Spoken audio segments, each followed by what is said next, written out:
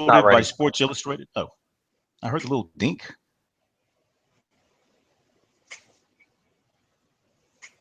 We are live. Hold on. This is all messed up now.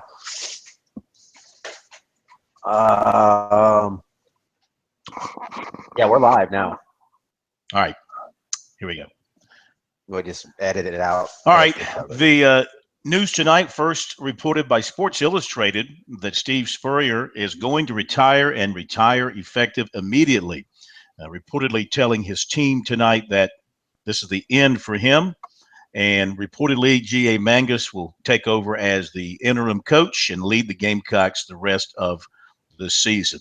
Well, first of all, KMac, congratulations. You called it, didn't call it that he would retire immediately, but you did say on the show last week you thought this would be it and he would retire at the end of the season. But still, I think everybody is shocked by this, especially the fact that he has decided to walk away at midseason and not finish up the year. So it sort of leaves everybody questioning why. Why now? I think at the end of the year, if he had retired, everybody would have said, hey, expected that. Or if he had announced, I'm going to coach the rest of the season, but this will be it. I think everybody would have accepted that. But I think what's got everybody puzzled is why just flat out walk away from his team at midseason?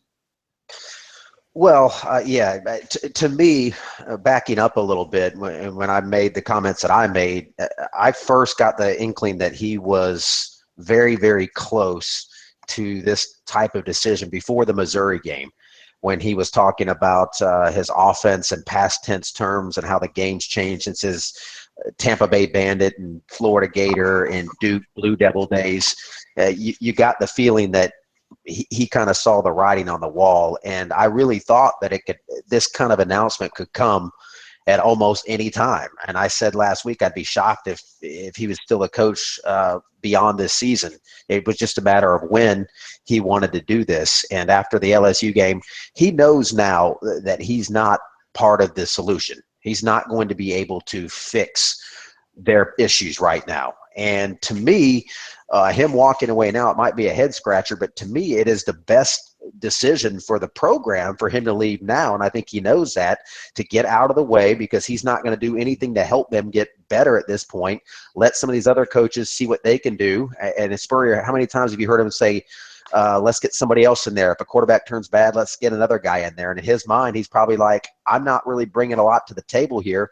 Let's let some other guys do it. And what this does for Ray Tanner, it gives him an opportunity to have plenty of time to find the right guy. The current coaches, you're not going to have recruits leaving last minute when he announces after the season. You have a few months now to find out guys that are still going to want to come into your program, and that's going to be a whole other thing.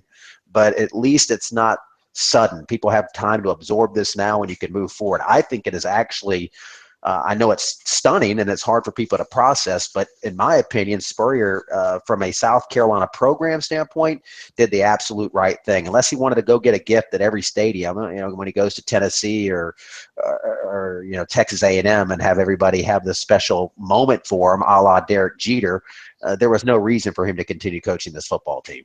Yeah, he doesn't strike me as a type that wanted any kind of sentimental tour to finish out the rest of his coaching days. Well, as we think about Spurrier and his 10-plus years at South Carolina, I know it ends on a sour note for him, but still, South Carolina fans should be grateful for his time in Columbia. He took them to heights they had never seen before in college football. He generated a following and an interest in South Carolina football that really never existed before. He didn't quite get to the top of the mountain, which was the SEC championship, as he thought he could do at South Carolina. But, he made them very competitive. And for 3 years, he brought them the best football in their history. And I guess you can expand it and say over a decade, he brought them the most successful decade in their history. So I don't think that, even though some people will be mad that he walked away here at mid-year and we'll call him a quitter and this sort of thing, and you don't do this to your team, I think the points you make are very valid. And I think people should accept that he probably is taking one for the team. Mhm. realizing that it's just not in him to get it turned around, and it's time to hand off to somebody else. So, question now becomes: this is Ray Tanner's time to shine.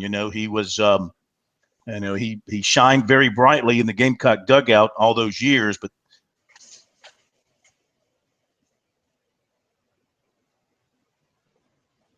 in terms of his administrative years at South Carolina, this will be his big moment, and he's got to get this right. He's got everything in place. Eric Hyman left them a great blueprint for facilities. They have followed through on that. So the next coach will find a beautiful new indoor practice facility waiting for him, a remodeled Williams-Brice Stadium exterior waiting for him, and not to mention all the other improvements they've made around the program during Spurrier's years. So the next guy won't have to say, hey, slap some paint on the gray old lady out there, because that's already been taken care of.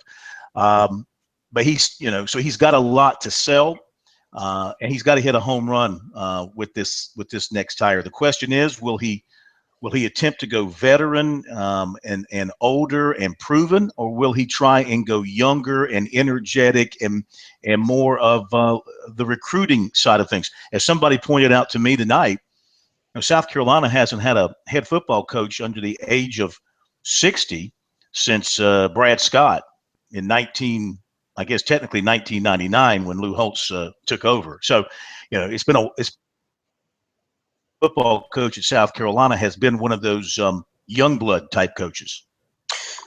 Yeah, and to me, people get so caught up on, should we get an assistant? Should we get a coordinator? Should we get a guy that has head coaching experience? And I think the simple answer is easy and as simplistic as it sounds, is you get the right guy. I don't think you put these prerequisites on what you have to have. You have to have Ray Tanner and a committee. If he brings in a search committee, fine.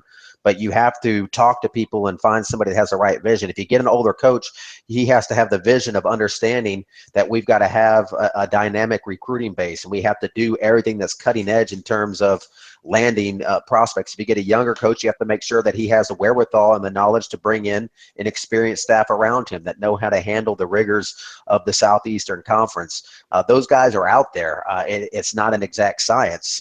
Some guys look great on paper and are great coordinators, and they end up being not great head coaches. And some guys you've never heard of end up turning into Chip Kelly. It is a very difficult process, and there's no way to know that you're getting the right guy until he gets on the job. But I don't think you have to have any kind of certain thing that you are looking for. And if you could find, I know, like you said, Korn, I want to echo what you said with Spurrier.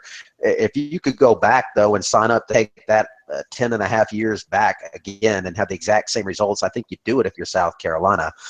With the 11-win seasons, the 5 straight over your arch rival, turn that rivalry around.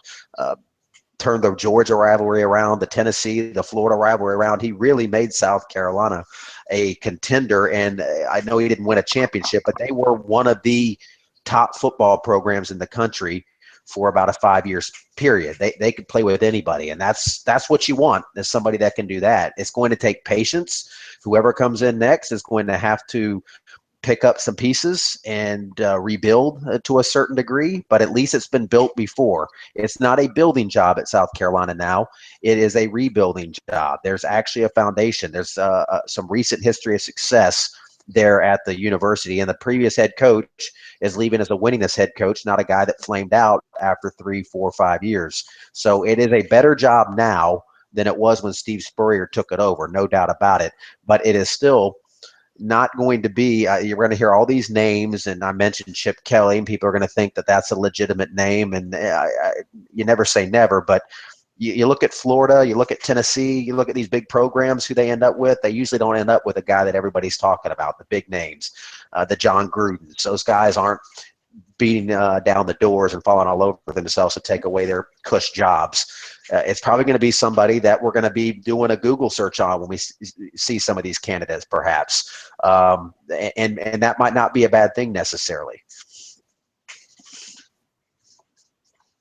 Well, we'll see what happens here over the next, I imagine, what are we at here? It's 6 weeks till the end of the season. The thing is, this does give Ray Tanner a bit of a head start. Now, there's two other primo jobs now open, Southern Cal and Maryland, so the competition for the top candidates will be fierce. Part of the Whoa, problem is Maryland's primo. Maryland's a primo job now. well, it's Big Ten. It's a Big Ten job. I Oh. think a lot of people will line up to go after that job, but you can't really talk to anybody who's currently working. I don't think you can get involved with somebody that you really want while they're still coaching. He can probably do all his due diligence and his background checks and lay the groundwork for the 4 or 5 people he wants to interview when it gets down to that time. But again, if you're talking about somebody who's on a big time winning program, and that team happens to be one of the teams that plays in the national championship playoffs, it could be. Of course, there is that interim period in December where it's a little bit of a downtime where you can do some stuff. But then again, it could be well after that in mid to late January before you can get around to hiring a coach, and then you run the risk of missing a recruiting season. It's important, and we'll see how Ray handles this with G. Angus as the interim coach and see who sticks around. But I mean, they got to try and hold this current recruiting class together, especially Brandon McElwain. He's obviously the key. He's a quarterback who can come in and apparently do some big things, and they've got to make sure that whoever they bring in, or whatever the word that they can put out there to him about the future is, they keep him locked down, because you don't want to lose a quarterback talent like that. Well, and you definitely have your eyes on the recruiting a lot more than me, but it just seems like outside of McElwain and they don't have a lot of they don't have 5 stars that they have to worry about losing. There's not a Marcus Lattimore committed and a Jadeveon Clowney committed that they have to worry about losing to Alabama. They are going to lose some guys on the recruiting trail, but let's face it, recruiting is a reason why Spurrier's in this mess. It is flipped, so that needs to be addressed. And so holding what pieces you can together, fine, you are going to lose guys. It's only natural. Hopefully they'll be able to come up with some sort of plan to keep those guys. Here's the other thing where Spurrier he's a loyal guy, and I think him leaving now, it's actually is good for the staff. It gives these guys a chance to coach for maybe not this job, but their next job somewhere else. If you're G.A. Mangus, it gives him a chance to be an interim head coach, which is going to help him land his next job. All these guys will have time to kind of land on their feet, establish himself. Whoever comes in might give them a look. Somebody will probably be retained. A few of these guys might be candidates to be retained, but certainly candidates to go elsewhere. So this gives them ample time, rather than having that Black Monday situation where the Monday or Sunday after the Clemson game, Spurrier hangs it up and all the recruits are jumping off the ship. All the coaches are looking for a job, and you have an empty football office. This really is, in terms of this season, which is a lost season. They're going to win 3 or 4 games now. If they beat Vanderbilt, probably 4. And that was going to happen with or without Spurrier. Him getting out of the way, to me, helps him start the process of fixing things. It expedites the things in terms, it gives him an extra a couple of months there to stay ahead of the game.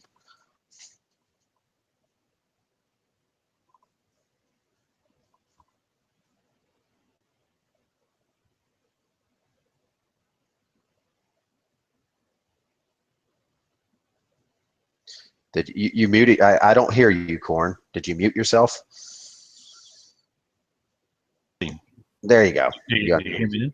Yeah, now I hear you. Well, I didn't touch anything.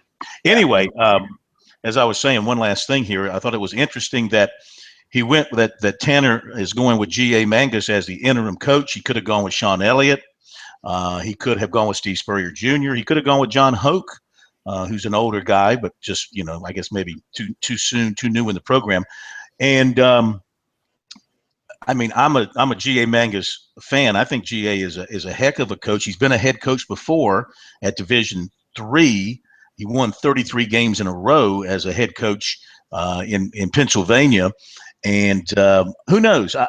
Nobody knew when Tommy Bowden was fired at Clemson that Terry Don Phillips was thinking not just short term for Dabo Swinney. He was thinking long term, because he saw something in Dabo Swinney that he liked: his leadership skills, his organizational skills, things that he had been watching over a period of time to make Dabo Swinney the interim coach and then the head coach. And I think that's turned out pretty well for Clemson. Not suggesting that's the case here with Ray Tanner and G.A. Mangus, though you don't know what the relationship between the two is and what Ray thinks.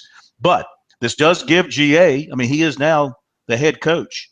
Interim as it is, it does give him a chance to kind of prove himself.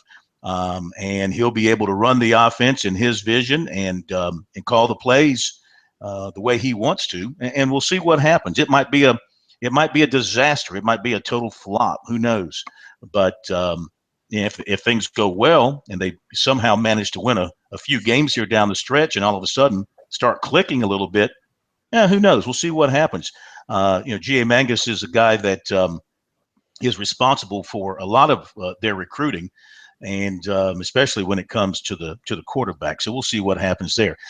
But you can rest assured there's going to be a lot of names flying around out there and a lot of rumors and a lot of speculation over the next several months until this job is filled. And I feel like Ray Tanner will get a good man and the right man for the job. I'm confident that he'll do his job and give South Carolina a chance to restart things under a new head coach. All right, so we look forward to following another coaching search. Not real crazy about coaching searches, but they're a part of life in this business. So we'll do the best we can, KMac, to stay on top of it. Yes, never a dull moment to any season, and the Steve Spurrier era at South Carolina comes to a screeching halt. But what a wild ride it's been to cover his tenure at South Carolina, certainly. All right, we thank everyone who joined in on our conversation, and we will be talking to you live about it on Sports Talk Tuesday night. It will be a very busy Talking Tuesday on Tuesday night. We'll have coverage of the news conference in Columbia. Of course, KMac will still be up at Clemson to cover the Tigers presser. I'm sure Dabo Swinney will have something to say about what's happened in Columbia. And, of course, we look forward to hearing from all of you on Sports Talk on Tuesday night.